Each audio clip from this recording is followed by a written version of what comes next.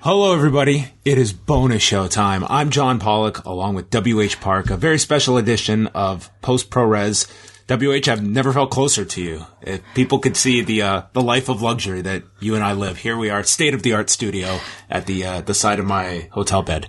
I love how you MacGyvered this with the trash can in your bedroom with the microphone. I will take a photo of this before we leave. WH, a true team player, because the show began with, it's okay, I can sit on the floor. Your Patreon money hard at work here, folks.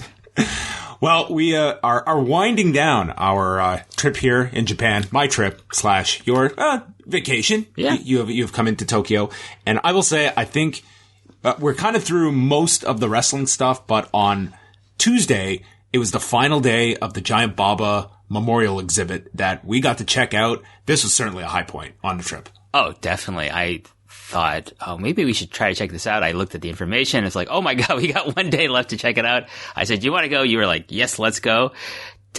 We kind of took a bit of a time to find the actual store that it was in, but we found it. We were racing against time because we went late doing Rewind to Raw, and it was, when did we set out here? Around 3:00, and this thing closed at 5. That was it. So we had 2 hours to get there, watch it, or experience the exhibit. But it worked out. It worked out great. Yeah, it was amazing just to see all the history, basically. It was so cool. All Japan Pro Wrestling in this exhibit hall. It was really cool. Like, as much as, we'll talk about a lot of New Japan on this show, and, we cover all the different promotions, but you came up watching All Japan. Like, that is if you had to say home promotion, I feel that's your sweet spot. Yeah, I mean, for me, New Japan's junior division and All Japan's heavyweight division were my kind of gateway into Japanese professional wrestling. And so for me to see the original Triple Crown titles, which you contemplated dropping down, you could have got all 3 titles for the 200,000 yen per title or 500,000 for all 3. So conversion just dropped the last 2 years. I could have got them for $5,000.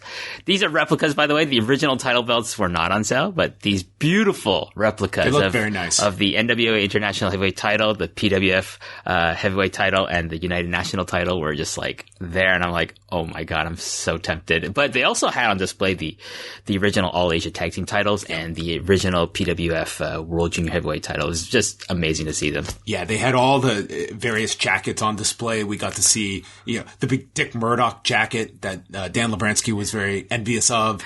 Just different All Japan jackets as well. There was a Tom Billington vest that he wore. A lot of ring worn stuff. We saw Kawada's boots.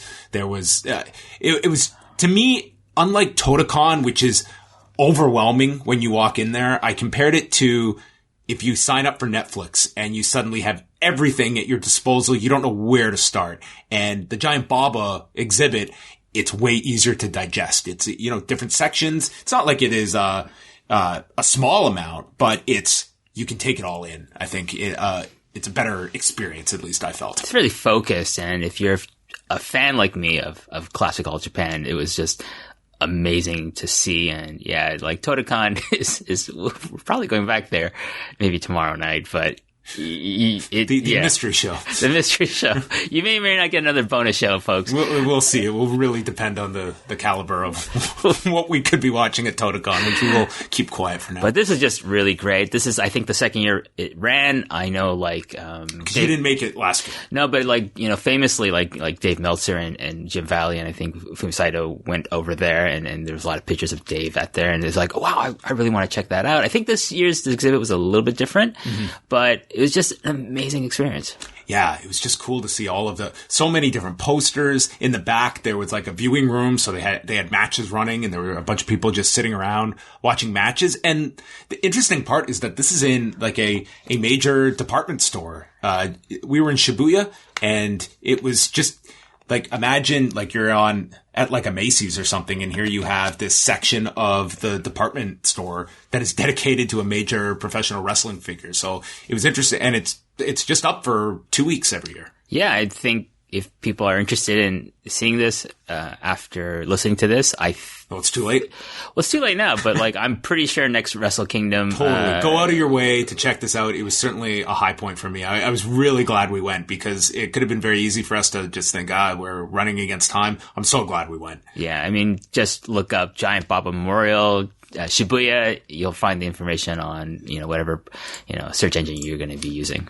So we also want to do this show because New Japan has made a ton of announcements over the last couple of days for their new beginning cards, not just the tour in Japan, but also the shows coming up in the U.S. because they have dates starting on January 24th with St. Petersburg, Florida, the 26th in Nashville, Durham, North Carolina on the 27th, Pembroke Pines, Florida on the 30th, Cobb County, Georgia wraps up the tour on February 1st. And just taking a look at these, the first couple of nights, it's multi-person tag matches. Then we get into, it's going to be a tag match with Kota Ibushi and Hiroshi Tanahashi against the Guerrillas of Destiny headlining the, Pembroke Pines, Florida show. And then the last night has the lone title match on the tour, which is David Finlay and Juice Robinson defending against the Guerrillas of Destiny. And Kota Ibushi, Hiroshi Tanahashi, the main stars that they are sending over for these tours. What was your expectation of what these lineups would look like and the star power that they would send over there while there is another tour going on concurrently? I was not surprised. I mean, I woke up and I'm looking at Twitter and people are like talking about these announcements and some people are like kind of angry, like in the United States about like, why are we getting these like shows that basically look like, house shows, like Road to shows and like. That's what these were always going to be? Yeah. And like, I'm like, that's what you're going to get. And I think a lot of things, the big thing that people are complaining about is like the ticket prices for these shows. And like, I think front row tickets are around the $200 range. And to me, that's ridiculous. Like to pay for like something like this and you're not giving them like major stars. And I kind of question what the purpose of the whole US expansion is if this is what you're starting off with in terms of like trying to launch this New Japan of America initiative. Yeah, I think that it was a question we asked when they first made the announcement of New Japan Pro Wrestling of America. And I think you only have more questions after the whole Access TV deal has ended for New Japan as well. What is the market you are tapping into in the US? Are we strictly coming over here to do live events where we're going to be booking moderate sized buildings and we're going to top these off with 1 to 2 big stars and then round them out with regular talent, dojo talent, and what I would classify as other, like your Colt Cabanas with, Alex Zane's going to be on this show or on this tour. The Rock and Roll Express is thrown in there. And is the big money really going to be found in live event business? I don't think so in this day and age. The big money in the US is landing a major television deal. So that to me is what you're looking for if you are New Japan. And I just don't know what the end goal here is with these US shows. And is the US the market to be attacking full on versus double downing on Australia, the UK and other markets that you might be received a bit better? I think the end goal should be like to have these big shows like, like another MSG show or another G1 in Dallas type of show. But that's what's going to make an impact in the US is a major show, which you'd have to take away from Japan. These smaller shows, I don't understand because what we talked about before was like these talents have to fly over to the United States. They have to go on tour. And one question you and I were talking about is how are they going to get around? Like from town to town, I'm assuming that New Japan's going to hire a tour bus for them to use, because like I can't imagine. Hey Tanahashi, here's GPS, here's a car navigation system, and here's a rental car. They'll never see Kota Ibushi again. You'll never find that fucking guy again. But I'm assuming they're going to have a bus, but then they're going to go finish a tour. Let's go back to Japan. And then, a lot of these guys, they're used to like having 2 weeks off, seeing their families, go back on tour after that break is off. And now they're going to cycle through. Okay, next tour. Naito and LIJ are going to go over to the United States. Okada and Chaos are going to go over to the United States. And one thing I noticed was that, fans in Sapporo, which they're going to have a new beginning show in Sapporo during the first and second. Yeah. Kota Ibushi and Tanahashi aren't on these shows. And some Japanese fans are like, why aren't we getting these guys there? We want to see them. Yeah. And that's something I didn't even think about, was the idea that, obviously these shows, they need 1 to 2 stars. That's what I expected going into this, but not necessarily thinking of the fact that there's a lot of fans in Japan who they want to see the full New Japan experience at these, those New Beginning shows are considered moderately big shows, the Sapporo ones, and now you're not getting 2 of the big stars. So that's something you have to weigh as well, that you're diluting some of these Japanese cards when there's overlap here, such as the end of this tour. I think you're going to ask your average New Japan fan in Japan, do you care about the US expansion? They're going to say, no, we're the home market. We're the most important people that you have to cater to. And why are you taking away, it's only, it's not, I wouldn't say 2, but people might want to see, Finn Juice. They might want to see Finn and Juice. We're trying to get that over.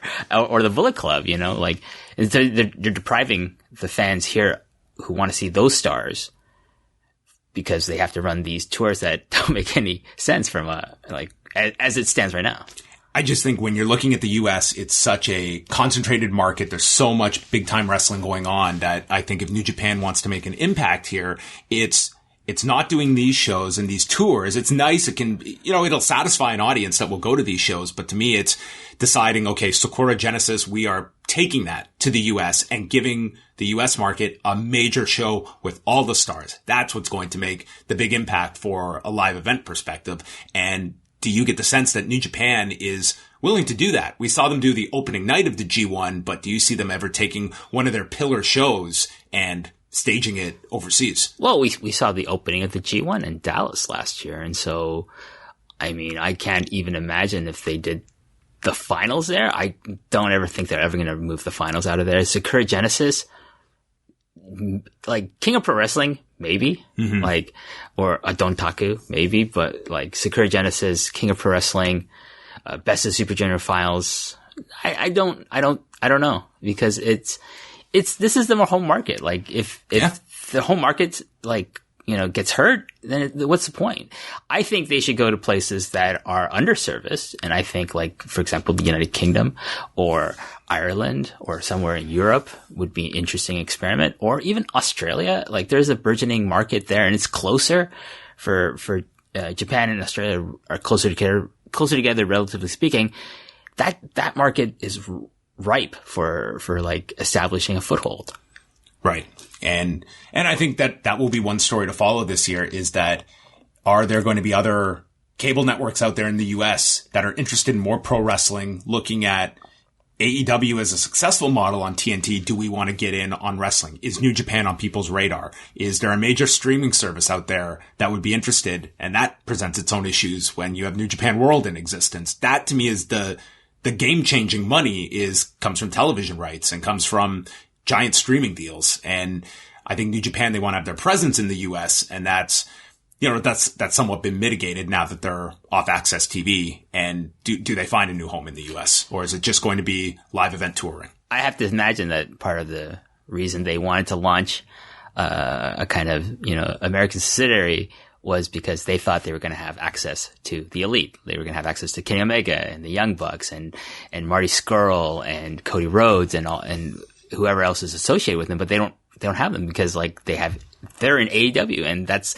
their competition. And people who think, I want to see an alliance between these two, it honestly, from a just pure business standpoint, I don't see how it makes any sense for AEW to help New Japan tour the United States at this point and be put on maybe TNT if they were able to work out a deal with TNT, but then now you're creating a kind of competitive, entity on the same network that you're on. And why would TNT allow AEW people to be on a different network? Yeah, and that's where you get into this weird web of all these, the politics of this, that you have to look beyond just the first step of, these dream matches and programs you can do. It's you have to look down the rabbit hole at all of these ways of where their businesses may intersect, and you're stepping on one another to be that you are competitors at the end of the day. So I think it's a really tricky situation to navigate for those that are hoping these two companies can get onto the same page. I see it logistically very, very tough for both sides. Look at the situation here in Japan between New Japan Pro Wrestling and Stardom. Like, you had the offer match at the first night of the Tokyo Dome. We are the only ones who've seen that. People who are in the Tokyo Dome are the only people who have seen it, and are potentially ever going to see it, because they can't broadcast this on New Japan World, obviously, because those Stardom talents are licensed to another network, not us, TV Asahi. And like, I don't know if it's ever going to show up on Stardom World, the separate streaming service. I'm going to imagine that at some point, maybe, but like, you have this whole New Japan, like, branding on the Mad and everywhere else. So there you go. So they also made the announcements for the New Beginning tour in Japan. And that tour, the highlights are going to be the two big Sapporo shows on February 1st and 2nd, and then the really big one at Osaka-jo Hall on February the 9th. So starting off with the Sapporo show on the 1st, it's going to be headlined by Hiroki Goto and Shingo Takagi for the Never Openweight title, followed by Evil versus Tomohiro Ishii. What was your reaction to those as the top two matches? I'm really glad that Goto and Takagi's in the main event, but it's a pretty solid statement by New Japan that they're putting the Never Openweight title and those two in a main event position. It makes the tag match we saw at New Year's Dash a lot more sense, because it was so obvious that, okay, the story in that match is primarily Goto versus Takagi, but the secondary story was like Evil versus Ishii, and like that was the pairings that you had in that match. And so, like, they're building up to these two main events, and I'm excited. If I could go, I would go to these shows, because my God, like the interactions those four guys had with each other, as a teams, and then like individually, amazing. I think they're showing a lot of faith in Takagi more than anyone else. Like, yeah. Goto's like this known entity. Goto's like kind of slotted as, this is, a solid guy we have on the roster. He's very popular, but can we put him in the main event with like the IWGP heavyweight title? Maybe never. That's never going to happen, but he's got the never title, which kind of means like he's never getting the other belt. But I don't know. I think it's like their experiment. Like, and I think it shows a lot of faith in Takagi. Yeah, it's a lot on their shoulders. If this card draws well, that's a great feather in both of their caps. John Moxley is going to be on all three of these New Beginning shows, so he'll be there that weekend, presumably fly home for Dynamite midweek, and then comes back for Osaka. So that first night, he is teaming with Kazuchika Okada to take on Minoru Suzuki and Taichi. This I was not expecting. I thought Moxley would be in for Osaka, and that was it. Instead, he's doing the two Sapporo shows and has some interesting pairings on both nights of who he's teaming with. Yeah, him and Okada, talk about it like a dream match that I never thought, like a dream pairing that I never thought I'd see. Like, I'm like, that's going to be interesting. Are they going to get along? Are they going to set up something down the line? That'd be a cool tease for something down the road for those two. That's a cool, as we say, keep busy program for Okada, who I think you have to come up with a bunch of those while he's out of the title picture. And Moxley's an intriguing one that you can maybe peak for Dominion. But then you have the 8-man that he's in. And he's yeah, we'll get the night two here. So those are the top matches on the first night. The rest, lots of tags and the programs they're building to. So night two is headlined by Kazuchika Okada and Taichi. Zack Sabre Jr. will take on Will Ospreay for the British Heavyweight title. We saw that set up at New Year Dash, where maybe this will be a political leanings match. He's not a Tory, John. No, he voted Labour. Tetsuya Naito, Sonata, and Hiromu Takahashi against Kenta, Jay White, and Taiji Ishimori. And then WH's main event, John Moxley, Roppongi 3K, and Ryusuke Taguchi against Minoru Suzuki, El Desperado, Yoshinobu Kanemaru, and Doki. John Moxley versus Doki. Fuck, inject that into my veins, people. Maybe that's the Dominion program. But John, Taguchi and Moxley on the same team. Oh my God, I'm like in heaven. I can't wait. Tandem hip attacks. Who knows? It's going to be great. He's going to do the dance after Moxley. They'll do the Nakamura mannerisms. Oh, I'm so looking forward to this. I think John Moxley, he's going to be a fun addition to these. Also on that second night, it's El Phantasmo against Gabriel Kidd, who is one of the newest dojo guys. So he is getting, his launch here as one of the young guys. And this show will be starting at 1 a.m. my time. So that's past my bedtime. Have fun, John. Have fun being back in Canada for these shows. And then the last New Beginning card is the Osaka-jo Hall show. And for those not familiar, can you just tell us a bit about Osaka-jo Hall? And this is obviously a step above where the usual Osaka show is for New Beginning with Edion Arena. So Edion Arena is where you would see the G1 shows and things like that. But Osaka-jo Hall is saved for Dominion, which is one of the major cards on the New Japan calendar. It's a bigger building. It's a more up-to-date building, and they sell it out every year for Dominion. So they're thinking, let's try selling out this card, January card for Osaka-jo Hall, and I think they're probably going to sell it out. This is an amazing building. If you have a chance, it's in my top 5 of favorite places to watch professional wrestling in Japan.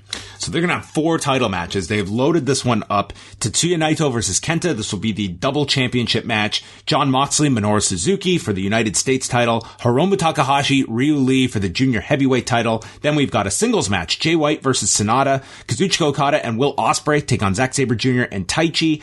A 8-man with Juice Robinson, David Finlay, Kota Ibushi, and Hiroshi Tanahashi against the Gorillas of Destiny, Yujiro and Chase Owens. Roppongi 3K against Desperado and Kanemaru for the junior heavyweight tag titles. And then the opener with Nakanishi, Tenzan Kojima, and Nagata against Makabe Honma, Toa Hanare, and Ryusuke Taguchi. So very loaded up show. And they pretty much set up all these key programs for the tour at New Year's Dash. And just to note, our friend Jojo Remy, he put on Twitter that the New Beginning in Osaka is on a Sunday before a Tuesday national holiday in Japan.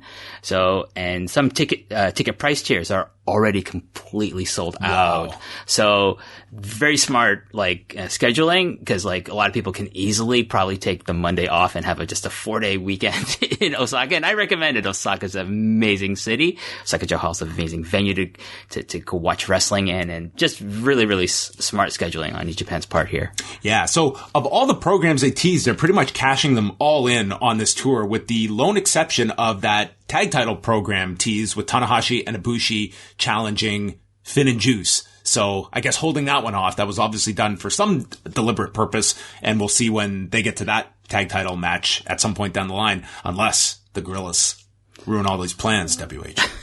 I can't imagine them putting the titles back on GOD after Finn and Juice won them, at Wrestle Kingdom. But we'll see what happens.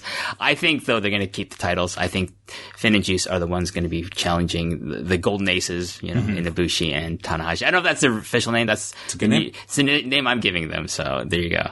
Yeah, there will also be 3 consecutive Korakuen Hall shows in the midst of this New Beginning tour. And then in February, they've announced, we already knew about the Tiger Hattori retirement show on the 19th. And then the 22nd, it will be Manabu Nakanishi's retirement show as well. So that farewell at Wrestle Kingdom obviously leading to this. It's exciting. They're just riding the momentum of both the Wrestle Kingdom shows and New Year's Dash, especially because it was all set up at New Year's Dash.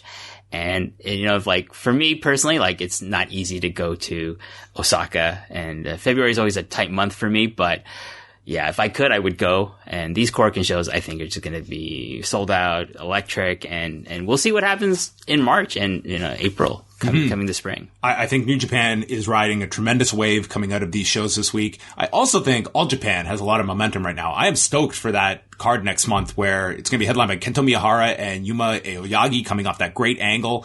They've got a loaded show for next month as well. So I think they also come out of this week with a lot of interest if you caught either or both of those shows. Also, we have Noah's, I think their Junior Global League is starting, and they're riding an incredible wave of momentum from their 2 sold out Korakuens that went head to head. They sold out head to head against Wrestle Kingdom at Korakuen. You might think, oh, that's not a big deal. It is a big deal. Yeah. It's a big deal, especially the 4th show that was directly head to head. I'm excited about just the scene in Japan, just in general, John, in 2020. All right. And the final note, one final kind of wrestling themed event that we have is Saturday night. We are going tell us where we are going for dinner on Saturday night.